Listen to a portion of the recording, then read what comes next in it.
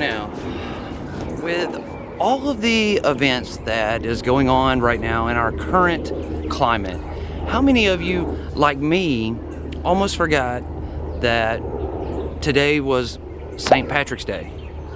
I mean, literally, with being in the hospital last week and worrying about the coronavirus, just a few minutes ago I was reminded that today was St. Patrick's Day as I am filming this.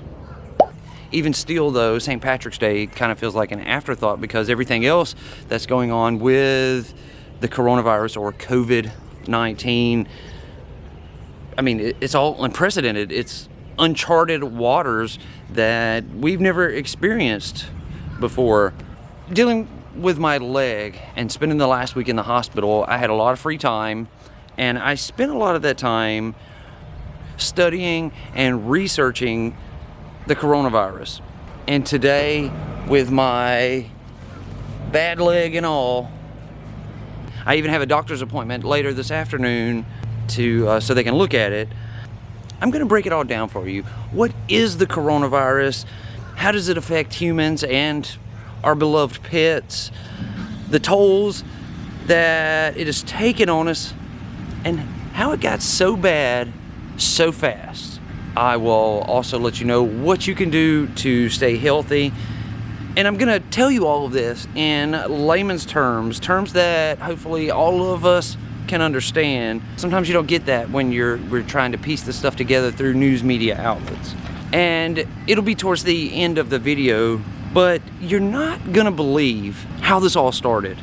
It's absolutely crazy. I mean, it's right out of a science fiction movie with government cover-ups and doctors who were silenced and imprisoned to keep them silent. Watch until the end of the video, because I promise you're probably going to be just as shocked as I was to learn how it actually got started.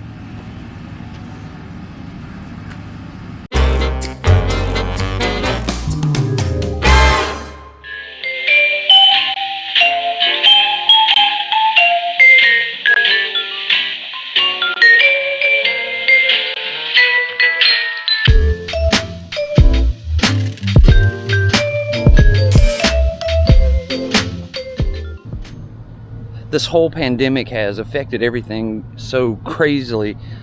I'm at a doctor's appointment so they could look at my leg and check it out, but they don't want any interaction. They don't want a big group of people in a lobby area.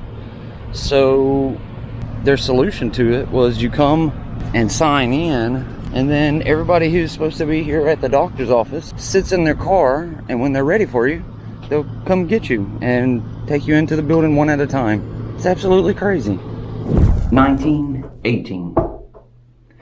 In 1918, World War I was raging on. And in 1918, that was also the last time we, as in the world, encountered a pandemic that even remotely came close to COVID-19 or the coronavirus, what we're having to deal with now.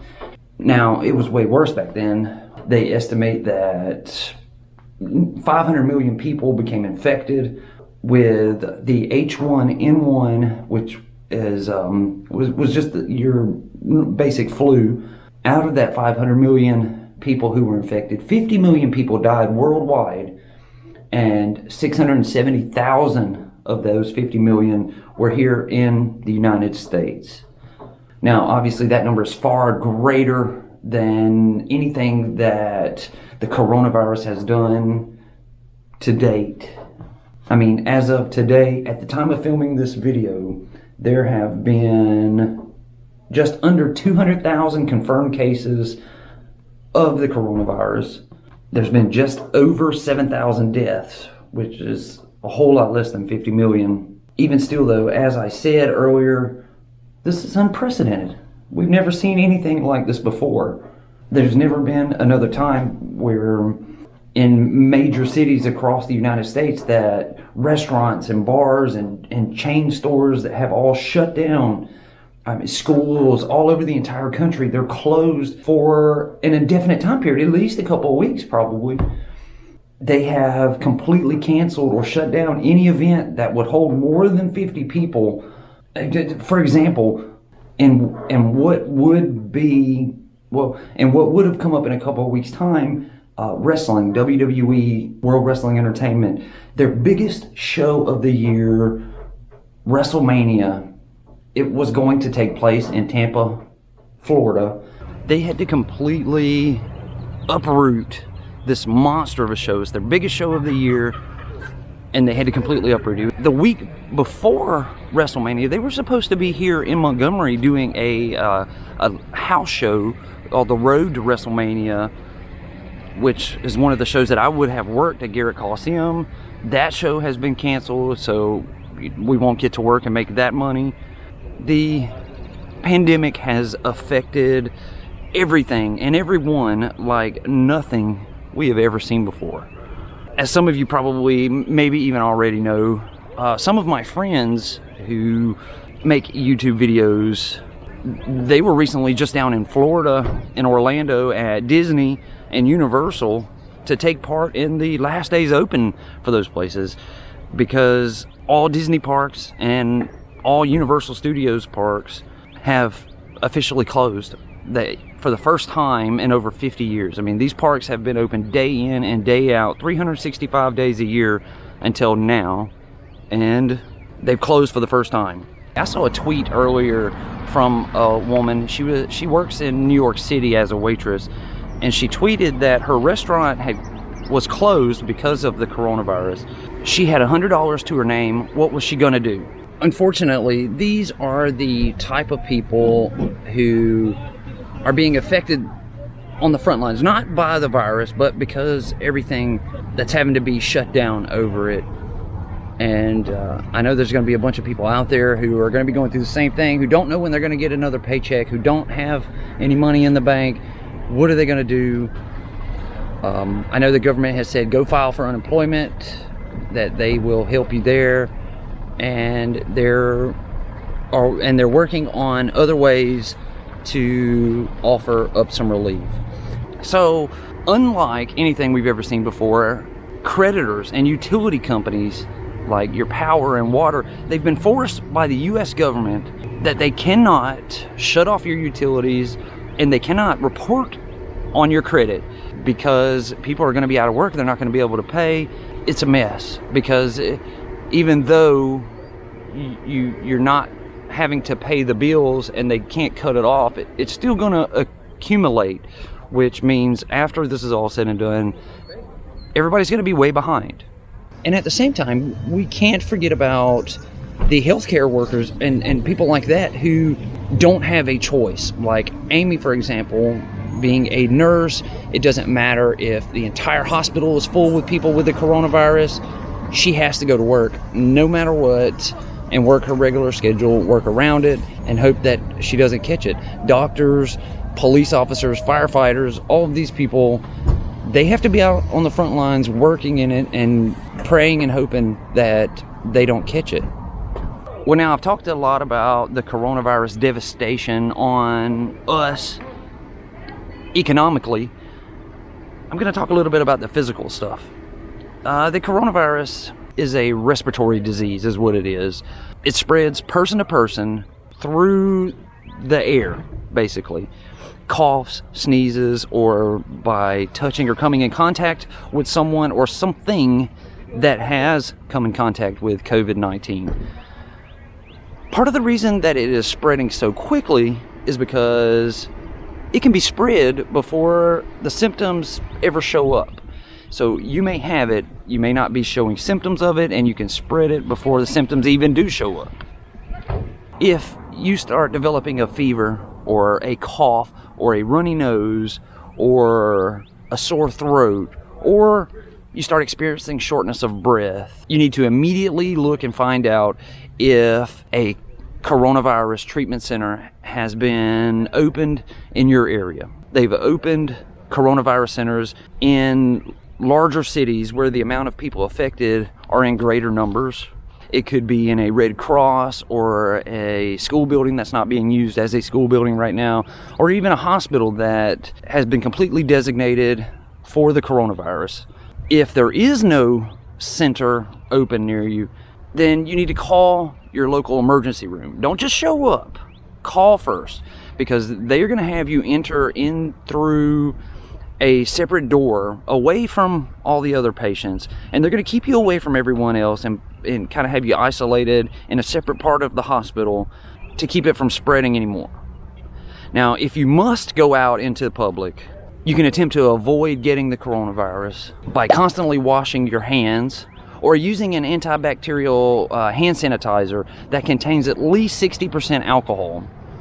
You can wear gloves. Make sure you definitely avoid large crowds. If you need to cough, make sure you cover your mouth. You could even get a mask. There are certain masks that they say may not be effective, but for the most part you can wear a mask. And you can even do the social distancing that you've heard other people talk about. No shaking hands or hugging. Try to keep a 6-foot distance between. They say you bump fist. That's a good distance with two people's arms extended. Most importantly though, make sure you steer clear of frequently touched surfaces like elevator buttons, door handles, and light switches. Now, if it is a necessity that you must touch one of those surfaces, use a tissue or use your shirt sleeve. As I said just a minute ago, you can wear gloves. Whatever you need to do to make sure that you're not physically touching these surfaces with your hands. With all that in mind, it's estimated that 80% of the people who will get the coronavirus, they're only going to experience mild symptoms, like mild flu symptoms, while the other 20% will experience severe symptoms, and that 20% is going to be young children or elderly people or people who are already sick for other reasons and their immune systems are already compromised prior to. Of course, for me, I just spent the last week in the hospital for my leg, and I was on antibiotics for the entire week, which means my immune system is compromised. So right now I would technically fall into that 20% because my immune system's messed up from all the antibiotics I've been having to take for the spider bite. The best way we can stop the spread of the coronavirus is to eliminate how far it can go. That's the reason for all of this, for everything that's happening right now. If people aren't at theme parks, if they aren't at work, if they aren't out at the bars or the clubs to socialize, the kids aren't at school near all the other students who could possibly pass it on. If everyone stayed at home and away from everyone else for a short amount of time, for the people who have come in contact with it to get past it, to get over it, then it can't go anywhere else. Essentially, they want everyone to basically quarantine themselves into their homes until it passes. Now, at first I wondered, if you've gone to any stores recently, you notice that the shelves are empty. But one thing that emptied the shelves very quickly was toilet paper. And at first I wondered why, because it's not a stomach virus that will cause you to have gastrointestinal problems that make you have to go to the bathroom a lot. But the thing is people didn't know how long they were going to be quarantined, and they didn't want to run out. That's why the toilet paper left the shelves. And I was baffled about that at first, and it took me some time to think about it to figure it out. The coronavirus has taken over America. Shelves are empty. They have no more water. And this is when you know you live in the South, because along with water and toiletries, they empty the shelf of all the tea bags because people are planning on staying in their homes for the next couple of weeks and they want to make sweet tea. On a positive note though, there has not been any cases as to where dogs or cats have gotten the coronavirus from humans or vice versa. So for all of you who are like me and you love your fur baby just like I do, there's no need to worry there. Now, from this point on, it could take a couple of months for the CDC to develop a working vaccination for COVID-19. which is unfortunate, and hopefully this whole process doesn't take a couple of months where everything has just been uprooted and flipped on its head. And normally these vaccines are ready before we even find out that anything has happened, but it was different this time. This is where the story is going to get kind of interesting, because I'm going to explain to you how this all started and why it got so bad so fast, and it's really crazy. Wuhan, China is where all of this started. And this was back in December. This was months ago, even though it's just coming out and being made into what it is now. It all started back in Wuhan, China, back in December of 2019, which ultimately is why it's designated COVID-19 and not COVID-20, because it came out in 2019. The coronavirus was transferred to humans in an exotic live animal wet market. One of those places over there that shouldn't exist, where exotic animals are bought and sold. Scientists have narrowed it down to 2 species that bit a human there in that wet market. The guy was shopping there and got bit by a rare species of bat and also a pangolin, which is a scaly exotic anteater. It was reported and it was put on the record, but because it took place in the shady wet market, it didn't go anywhere else. Before they knew it, that one infected person had spread it all over the Hubei province of China, and it was too late. But because of where it originated at, they still wanted to try to keep it concealed. And in order to conceal the shady underbelly of its origins, they hid it under the radar by telling everyone how Wuhan was this neatly sanitized, government-approved market. But in reality, it was the complete opposite. They even went out of their way to detain and lock up and throw away the key a local doctor who was the first person to report the coronavirus. The state-controlled media outlets posted cheery snippets of videos of infected patients dancing beside their hospital beds. But in reality, citizens of the province were posting their raw cell phone videos online of the citizens there in that area being dragged and beaten. They were kicking and screaming as they were being forced into quarantine.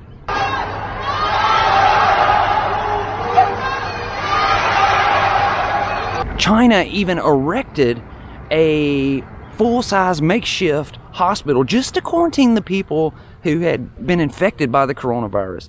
They built this massive construction in just 10 days. That's how much they wanted to keep this under the radar. After that, there were 3 Chinese journalists who went against the Chinese government and posted footage of the conditions showing that it wasn't this neatly sanitized area. All 3 of those journalists have disappeared, and they haven't been seen or heard from since December.